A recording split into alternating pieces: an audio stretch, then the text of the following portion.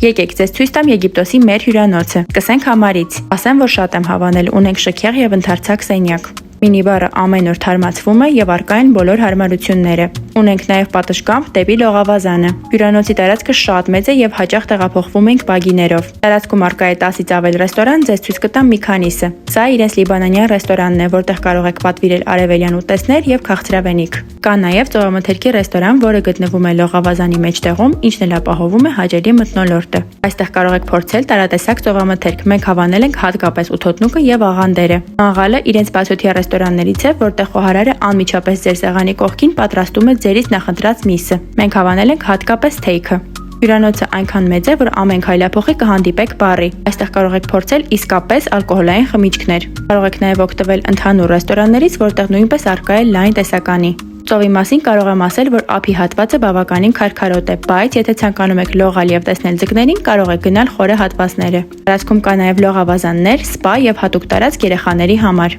Ամբողջ օրվա ընթացքում ծովափին մատուցվում է հանրահայտ շվեյցարական Մովեմփիկ ապրանքանիշի պաղպաղակը։ Կարող եք ուտել այնքան, ինչքան կցանկանաք։ Ես հավանել եմ հատկապես մանգոն եւ վանիլը։ Երեկոյան ժամերին ամեն օր ցուցադրվում է շոու ծրագիր։ Իդեպ Ջենիֆեր Լոպեզի համերգը տեղի ունեցել հենց Ռիքսոս հյուրանոցում։ Շատ եմ հավանել իդեալական վայր է ընտանեկան կամ ընկերական հանգստի համար։